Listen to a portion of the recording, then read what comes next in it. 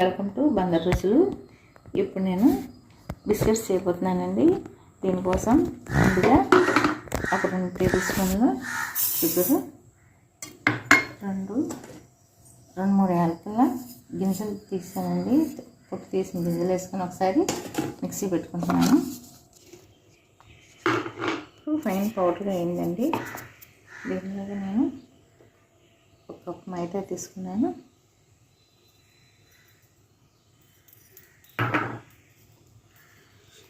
ఇది sugar powder, ఇలాచి 2 mixie పెట్టిన powder, కొద్దిగా బటర్ వేసానండి. ఇది మొత్తం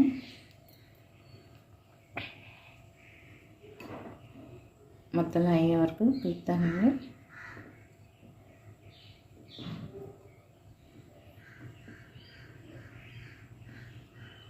దీనికి బటర్ సరిపోతుంది. సరిపోకపోతే దీనిలో మనం కావాలంటే ఆయిల్ అన్న వేసుకోవచ్చు, లేదా ఇంకా బటర్ అన్న తీసుకోవచ్చు.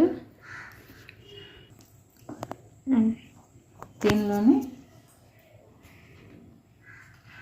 కొద్దిగా వంట సోడా వేసానండి. సాల్ట్ కూడా తీసుకున్నాను. ముద్ద ఫామ్ అయ్యే వరకు కలుపుకోవాలండి, మొత్తం మిక్స్ అయ్యేలాగాను. దీనికి నేను వేసిన బటర్ సరిపోలేదండి. దీనిలో నేను రిఫైండ్ ఆయిల్ వాడుతున్నాను. మన ఇష్టం అండి, ఆయిల్ కావాలంటే ఆయిల్ వేసుకోవచ్చు, లేదా మొత్తం బటర్తో అయినా చేసుకోవచ్చు. నేనైతే దీని సరిపడా మొత్తం ఆయిల్ తీసుకుంటున్నానండి.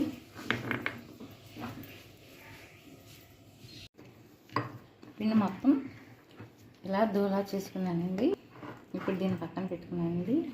ఒకసారి పెట్టించాను, ఒక బాండీ పెట్టాను, దానిలో ఒక ప్లేట్ పెట్టాను, దానిపైన మూత పెట్టి 10 నిమిషాలు దీన్ని వేయండి. ఈలోపు నేను బిస్కెట్స్ చేసుకుంటాను.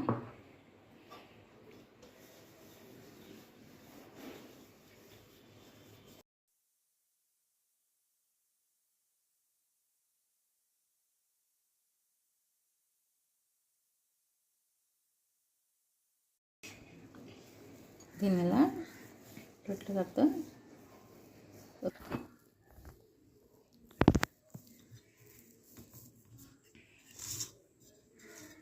దీన్ని ఇలా పొక్కులు రాకుండా ఇలా స్క్వేర్ షేప్లో ఇంత మందంగానే అట్టు పెట్టుకొని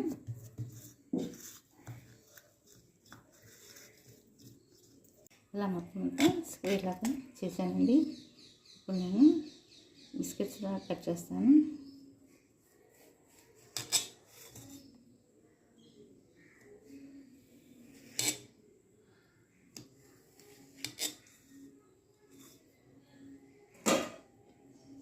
వీటిని పెద్ద ప్లేట్లో తీసుకుంటానండి.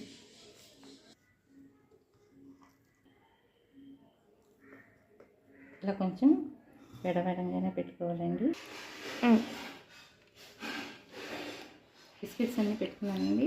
ఇప్పుడు దీనిలో కొద్దిగా పిస్తాతో గార్నిష్ చేస్తున్నానండి. వేడి పెట్టుకున్న గిన్నెలో పెట్టుకుంటున్నానండి.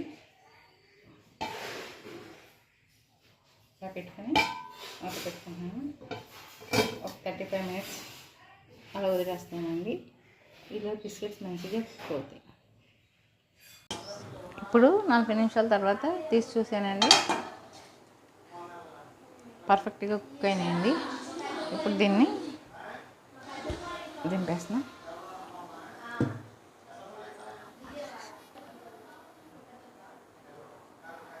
చూసారా, బిస్కెట్ బాగా వచ్చిందండి.